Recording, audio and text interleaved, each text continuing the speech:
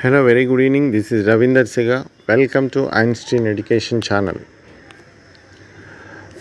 Today we are going to discuss about the B.Ed paper 3, that is Psychology of Childhood and Adolescence, SEM 1, that is Unit 1. So before we are going to start about this Psychology of Childhood and Adolescence paper 3, first of all we have to know the importance of this paper 3 psychology or the psychology of childhood and adolescence. So from this paper in Ctet or Tet examinations or any other competitive examinations for the post of the teachers recruitment, very important, and from this paper nearly 30 marks will be appeared in the examinations. So that's why every student teacher must study this paper thoroughly, not only for the Ctet and Tet examinations, in order to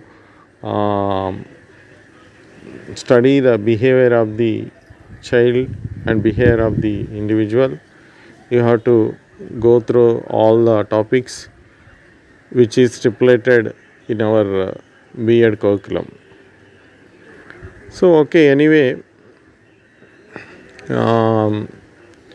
Unit 1, that is nature of the development and learners development. Under this Unit 1, there is the first topic is introduction of psychology. So coming to the introduction of psychology, the word psychology is an English word which is derived from two Greek words, that is psyche and logos. Psyche means soul and logos means study or science. Totally the meaning of psychology is study of the soul. So there is no evidence for the soul. It is an abstract thing. So that's why the definition psychology is the study of the soul is rejected. And next definition is psychology is the study of the mind. So mind is three types mainly, that is conscious, unconscious, subconscious. So but there is no evidence for the mind also. So that's why this definition was also rejected. Next one is psychology is the study of the consciousness. So it is also an unscientific term, so there is no evidence. That's why this definition was also rejected. We can't see the conscious and unconscious states. So next, finally, after concluding all the definitions, one standard definition was given, that is psychology, the study of the human behavior. Psychology is the study of the human behavior. But concluding all these definition, Woodworth says that psychology first lost its soul, then its mind and consciousness, and finally it holds its behavior. So humorously he gave a definition: psychology first lost its soul, mind, consciousness, and finally it holds its behavior. This definition was given by Woodworth. This is very important bit also. Who said that psychology first lost its soul and mind and consciousness, and finally it holds its behavior, was given by Woodworth. And next, in ancient days, psychology is a part in philosophy. Psychology is a part in philosophy. It is not the science in those days. It is a part in the philosophy. Every subjects are involved in the philosophy, like astronomy or astrology or botany, zoology, chemistry, physics, mathematics, all sciences are in, all subjects are included in the philosophy. A person who knows the particular subject is known as philosopher, like philosopher in physics, philosopher in biology, philosopher in chemistry, philosopher in mathematics, like that they will treat it. So anyway, in the year of 1879, in Leipzig, German University, Wundt established a psychological laboratory. So then psychology becomes a science. So before that is a part in the philosophy. So in the 1879, a new era was started by starting the new psychological laboratory in Germany by the Wundt.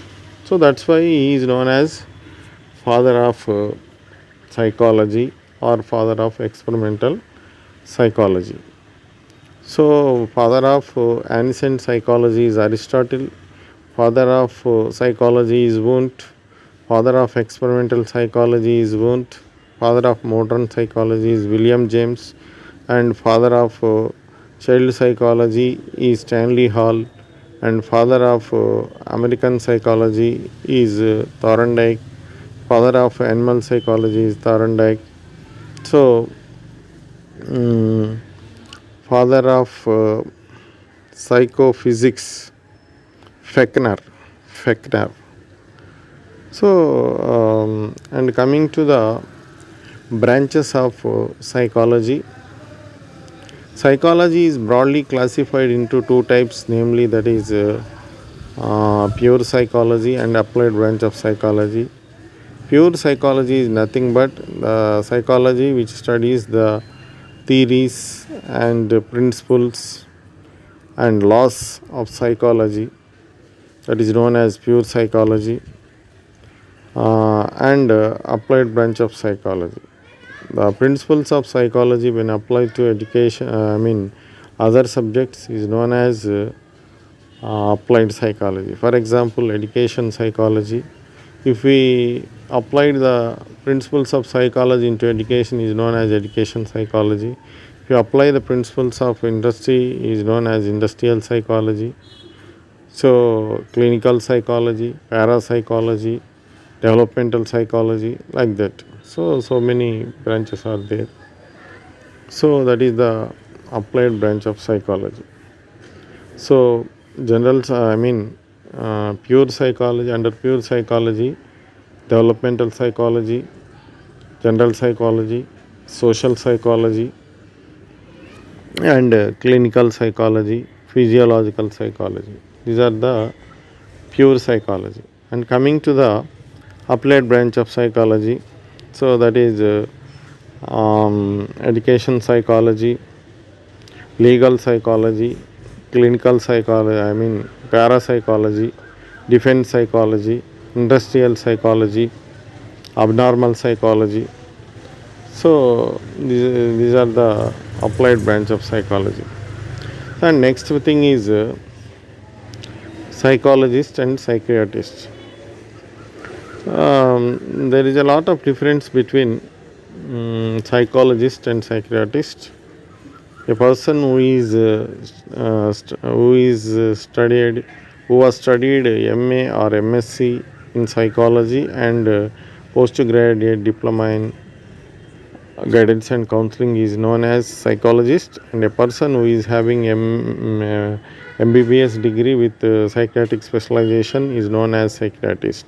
The psychologist can give the medicine, guidance and counseling, whereas the psychiatrist can give the counseling as well as treatment. You will give the treatment also, not only guidance and counseling, you will give the treatment, and for the psychosis or neurosis or abnormal behavior, adjustment problems, behavioral problems, etc. So that is the major difference between psychologist and psychiatrist. And what is the evidence for the psychology exists in the ancient days? Yes, there is an evidence showing that In ancient days, in Greek Delphi temples, it is written as know thyself, know thyself. So, this is the major evidence for the psychology studied by in those days. So, that is the important evidence for the psychology exists in those ancient days. And next one is methods of education psychology. Methods of education psychology. If we want to study the behavior of an individual, if we want to know the behavior of an individual, certain methods and certain procedures are there, like introspection method, observation method, experimental method, clinical method, and anecdotal records, cumulative records, diaries, interviews, rating scales, questionnaires, etc. So these are the projective techniques like Tet and Rorschach block test and Ctet children's apperception tests. So these are the techniques that we are using to study the behavior of an individual. And coming to the first one, that is introspection method. Introspection is an English word which is derived from Latin words intro and sphere. Intro means within and sphere means to look into. Totally, the meaning of introspection is nothing but observing by himself or self-observation. Observing by himself or self-observation. Self-observation or introspection method is an ancient method. It is an unscientific method, but this method is very useful for the teachers to introspect by themselves whether they teach effectively or not. So this is one kind of the advantage for the teachers. Next, this method was introduced by Saint Augustine. Saint Augustine was introduced the method introspection. And next, observation. Observation is nothing but observing the things as it is known as observation. Observation is nothing but observing the things as it is known as observation. And observation is three types, namely that is natural observation, controlled observation, and participant observation, non-participant observation. Totally four types, not three types, four types. That is natural observation, controlled observation, participant observation, and non-participant observation. Natural observation is nothing but observing the things in the natural settings is known as natural observation. Observing the things in the natural settings is known as natural observation. That is a best example. If you want to study the behavior of the animals, we will directly go to the forest and observe the animals. That is known as natural observation. And second example is, if you want to study the behavior of the sea animals, directly we will go to the seas or rivers or ponds and study the animal fishes or sea animals. That is known as natural observation. And next thing is controlled observation. Controlled observation is nothing but controlling the behavior of an individual and observing the things is known as controlled observation. Nothing but it is an artificial observation. So the best example for the controlled observation is we kept the fishes in the aquarium, and if we are controlling the behavior of the fishes by keeping the fishes in the aquarium. So that is best example for the controlling observation. For the natural observation, the fishes are living in the seas and ponds and rivers. So if we want to study them, we will directly go to that particular sea or particular river, particular pond. So that is natural, and this is artificial. it is unnatural. So we are artificially we are keeping these fishes in aquarium and we are observing its behavior. So that's why it is controlling the behavior of an individual and observing the things is known as controlled observation. And next, participant observation. Participant observation is nothing but uh, in this process the subject is directly involved in the group and observing the things, but they don't know the observer is observing them. So in this process the observer is not disclosed whether he is observing. And next one is non-participant observation. Non-participant observation is nothing but the observer can observe the things far from the group. So that is the four types of observations: natural observation, controlled observation, participant observation, and non-participant observation. So in the methods of education psychology, that is number 1 introspection method, and number 2 observation method, and number 3 is experimental method. Experimental method is nothing, before we are going to know about the experimental method, first of all we have to know the terms, that is number 1 experiment. Under controlling conditions, what is going to be happen and what is going to happen is known as experiment. And experimenter is nothing but those who are conducting the experiment. Those who are conducting the experiment is known as experimenter. And subject, those who are affected by the experimenter, is known as subject. Next thing is variables, which is changeable. Variables is nothing but which is changeable. Best example, independent variable and dependent variables. Independent variable is nothing but it is under the control of the experimenter. For example, age, income, etc. And next one is dependent variable. Dependent variable is depend on the independent variable. Next one is intervening variable. Intervening variable is nothing but in between independent and dependent variable. It comes in between the dependent and independent variable. So that is known as intervening variables. Independent variables, dependent variables, and intervening variables. So under experimental method, what is experiment? Under controlling conditions, what is going to happen is observed is that is known as experiment. And experimenter is nothing but those who are conducting the experiment, and observe and subject means those who are affected by the experimenter is known as subject. And next thing is so experimental method was introduced by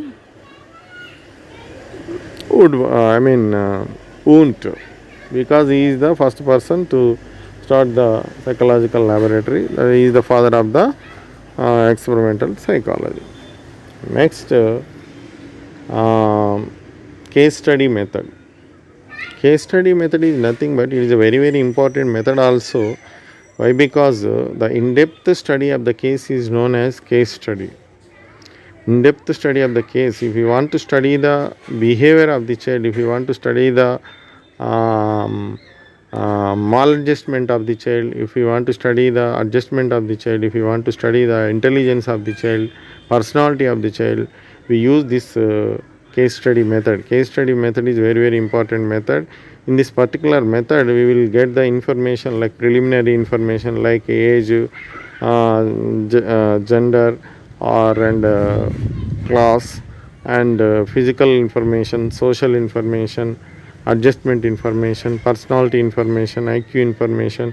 all informations will be collected and the information will be analyzed and give the report. So that is known as case study method. Case study method is very important method to study the behavior of the individual or to study the behavior of the child. So this is the best method and best practice that we are studying the behavior of an individual. Case study method. Next, anecdotal records. Anecdotal record is nothing but in every man's life so many incidents are occurring, like some may be normal and some may be abnormal. So in some abnormal conditions some incidents will be occurred. So in that situation, why those incidents are occurring, what is the reason among that particular incidents, that we have to interpret in this particular record, that is known as anecdotal record. So this was kept by the headmaster. This record was kept by the headmaster in the school. So that by viewing that particular anecdotal records, we can study the behavior of an individual or behavior of the child. And next one, cumulative records. Cumulative record is nothing but all-round development of the child. Cumulative record is nothing but all-round development of the child. This was introduced by the Secondary Education Commission or Mudaliar Commission. So in this record, from school joining to school living, so all the activities will be recorded in this, like science olympiads or any awards, rewards, or any other national talent search examinations. All types of information will be from school joining to school living. This was recorded. That is also, it is also kept by the headmaster. By viewing that particular cumulative record also, we will give the we will study the behavior of the particular child. This is also one of the best method to study the behavior of the individual. So right now we discussed about the introduction method, introspection method, observation method, experimental method, case study method, and anecdotal method, cumulative method, and rating scales. So rating scales is also one of the important method. This is also very important method, rating scales. Rating scale is nothing but it is also one kind of questionnaire. One statement will be given and 4 alternatives will be given. The candidate has to, the subject has to select any one of the option, like agree, disagree, strongly agree, and strongly disagree. So this is also one of the best method to study the behavior of the individual. So that is anecdote,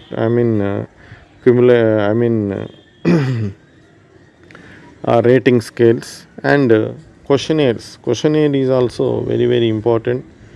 So the questions is from 1 to 50 or 1 to 20 or 1 to 100 or maximum 500 questions. So sometimes, but the questionnaire is 2 types, that is open-ended questionnaire and close-ended questionnaire. So open-ended questionnaire, the subject is free to write anything. It is give freedom to the subject. So he has to write his own views. He is free to write his own expressions. Okay, and next close-ended questionnaire is nothing but multiple choice questions. The candidate has to choose any one of the answer, that is close-ended questionnaires, open-ended questionnaires and close-ended questionnaires. By this method is also very important method to collect the data from the individual. So this is also a best method for collecting the data from the individual or child. So questionnaires and rating scales. And next projective techniques also there. Projective techniques like TAT, thematic perception test, children's perception test, and Rorschach block test. First one is Rorschach ink block test. Rorschach ink block test is nothing but it is an projective technique. This was introduced by Hermann Rorschach, a Swiss psychologist or Switzerland psychologist. This test consists of 10 cards and 5 picture cards. Totally 10 picture cards are there. 5 black and white, and other 5 cards are white and black. So, what is the procedure to study the behavior of an individual? So, the subject is showing the card. There may be some pictures in that particular card. So, the subject has to see that particular picture and tell what is the picture among that particular cards, and he has to give his unconscious experiences to write his experiences. So by that they can evaluate their personality. So that is a projective technique. Hermann Rorschach, a Switzerland psychologist, was introduced with this method. This card consists of 10 cards. Next one is children's this test is mainly evaluate the personality of the adults, aim to estimate the personality of the adults. And next one is children's perception test. Children's perception test was introduced by Belloc and S.S. Belloc. Tet was introduced by Murray and Morgan, and children's perception test was introduced by Belloc and S.S. Belloc. This test is aimed to assess the personality of the children, 2 to 9 years or 5 to 9 years of the children. And this test also consists of some picture cards and of the animals and birds, and they will show the cards to the particular children and ask them to write the story among that particular cards. So by writing those stories, they will assess the personality of the individual. This is also one of the best method to assess the personality of the individual. That is a projective technique, thematic perception test, and children's perception test, and also Rorschach ink block test. And one more important method is interview method. Interview is nothing but it is a face-to-face interaction between two persons in a serene atmosphere. That is known as interview. That is directive interview and non-directive interview. Interview is two types mainly, that is directive and non-directive method. Directive method, the questions is framed advancedly and ask the subject regarding that particular questions, and he has to answer that particular questions. That is known as directive interview. Non-directive interview, there is no